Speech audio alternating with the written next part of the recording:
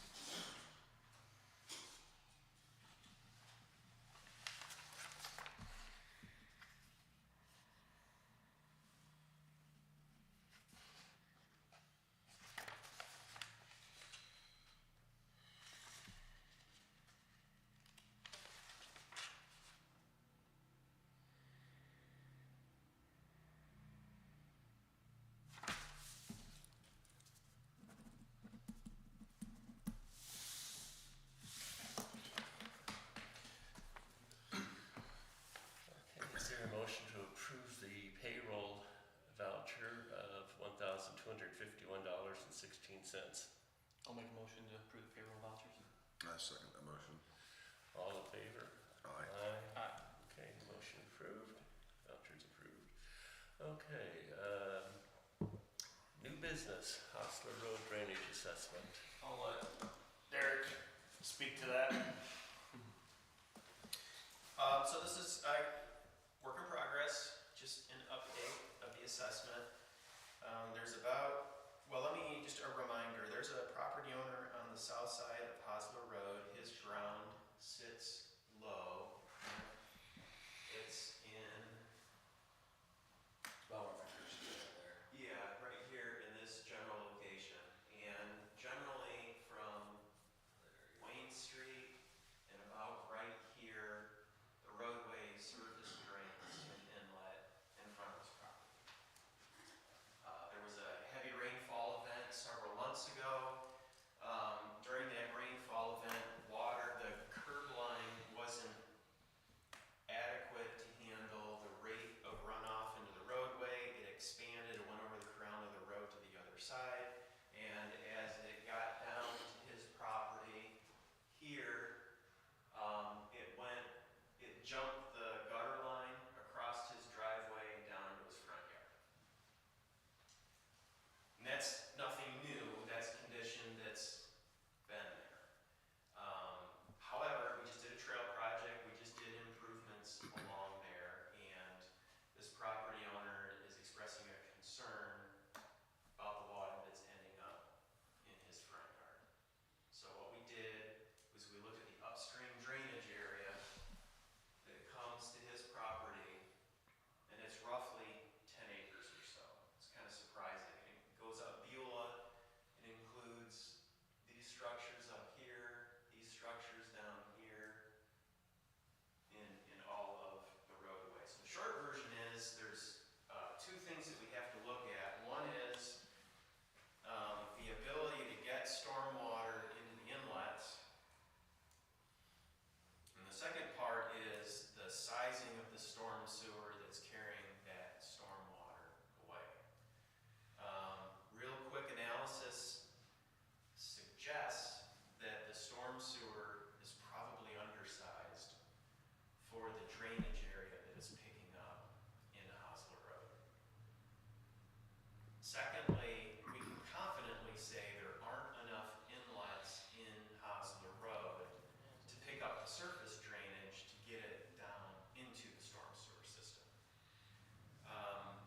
Looking at this big picture, upsizing the storm sewer under Hosler isn't practical because it's got a long way to go. That storm sewer comes all the way down Hosler, all the way down to Amstutz, until it gets just south of the school and pops out into the ditch. What size is that on Hosler?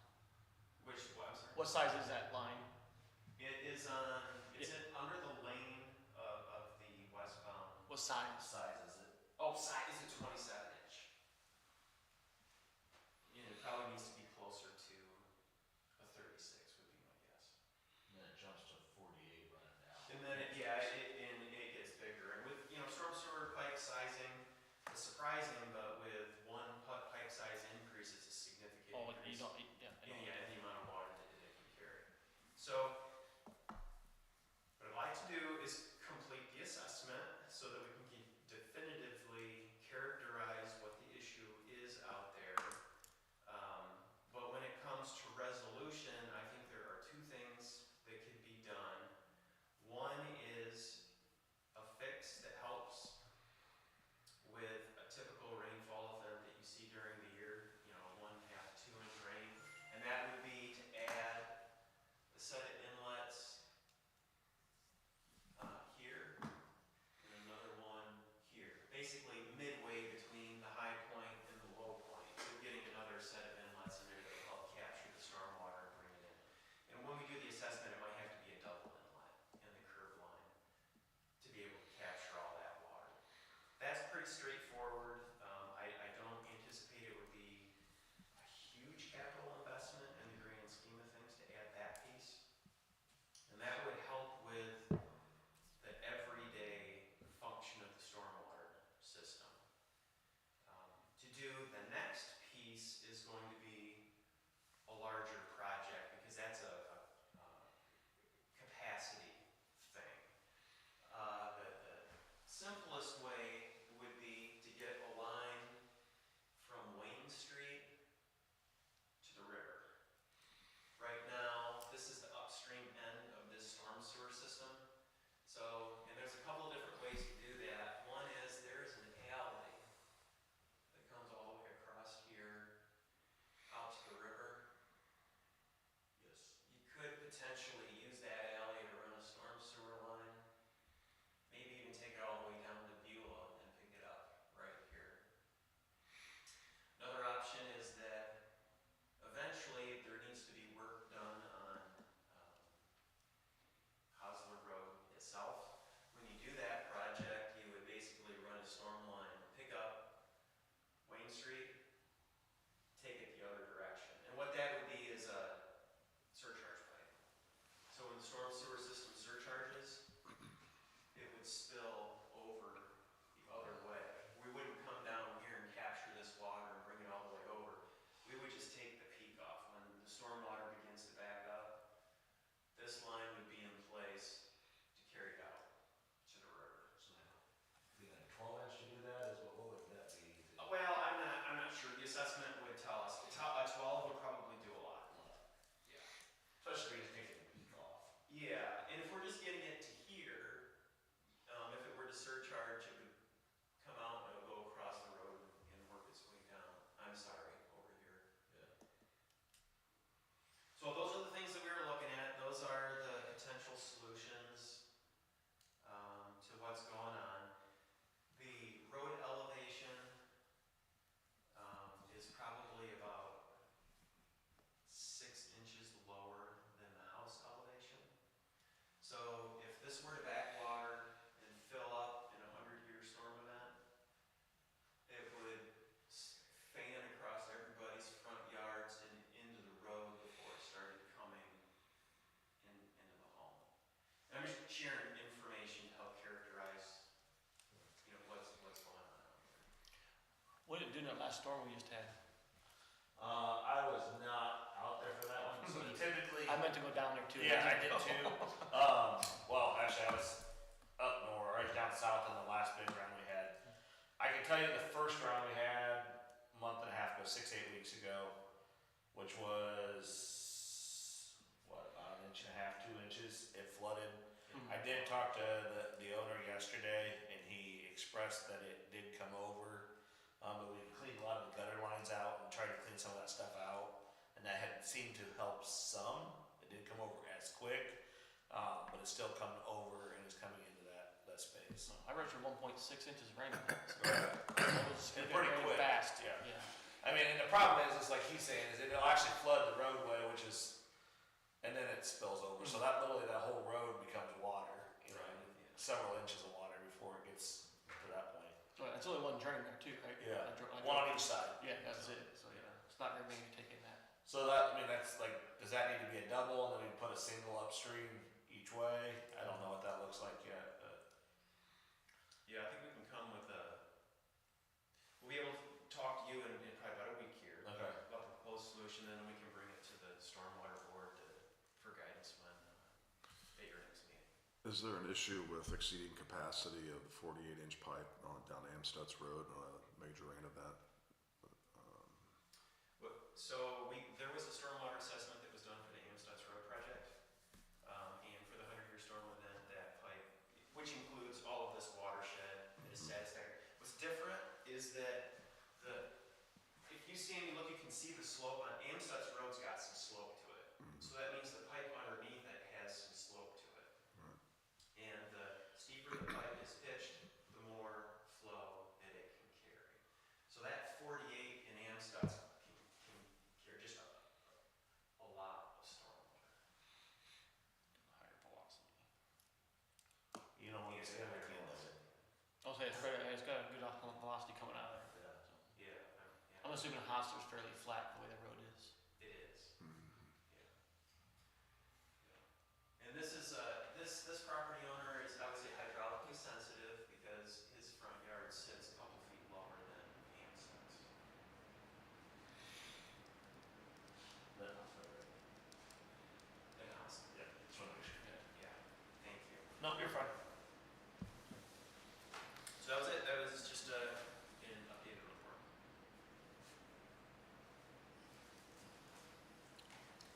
Okay. Well, food for thought there. Any other new business? Okay. On to old business. Intern progress. So we brought our intern in a couple weeks ago.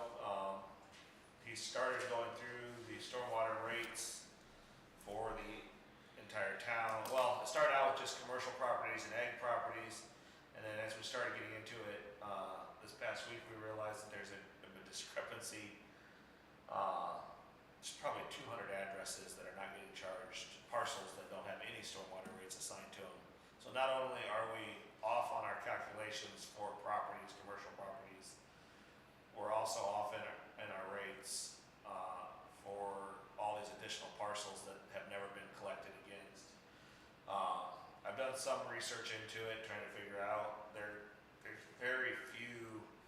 I think I only found two I think, properties that actually came in and requested a relief for their property as far as, hey, we own mostly ag, can we get our bill offset or whatever that way.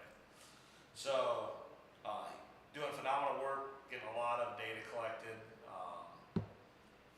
The next step will be importing that or exporting that data into a usable template so we can actually recreate these bills and make them accurate.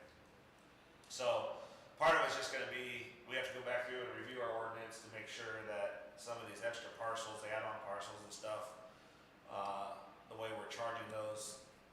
The problem is with our zoning maps, a lot of it lays over, R3 lays over it, so, or R2, so they're gonna get charged a residential rate essentially for that other property. So we're working through it, it's a work in progress. You guys stop in during the day sometime and wanna see what he's doing. It's a lot of data, collecting, a lot of measuring.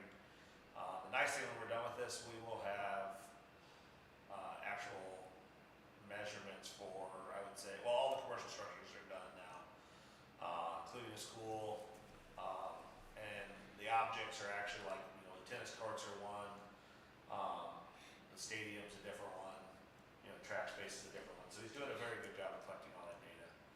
So hopefully we can get, now he's reckoning two different things. He's reckoning the parcels that property owners own and then trying to find the back billing address for those, because the reason they were never charged is they're assigned a name, but in the system from the county, they're not actually assigned an address, so they're not billable. So going through the process and trying to figure out, say it's me, I own a parcel on Donald Avenue, but I also own a vacant lot someplace else in town. Well, according to the deed, it comes back to me, but there's no actual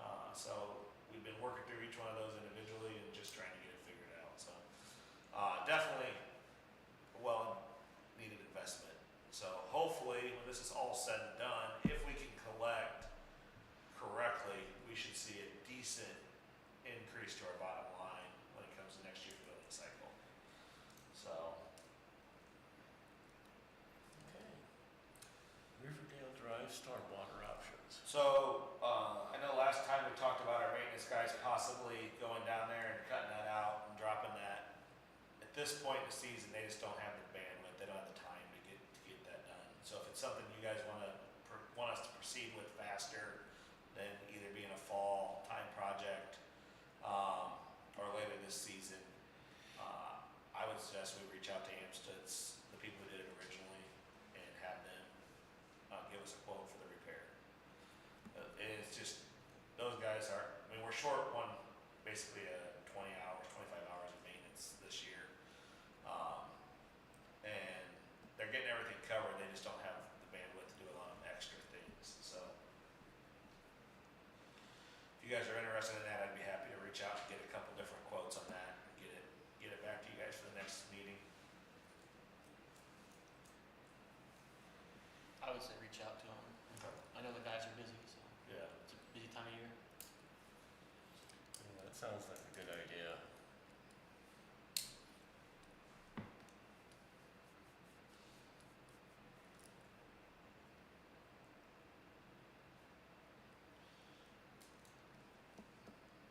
And then the final one there is the Beulah Drive down Avenue, and I think at this point, based on some presentations we've had as a town council, my recommendation is that we just table that one, remove it from our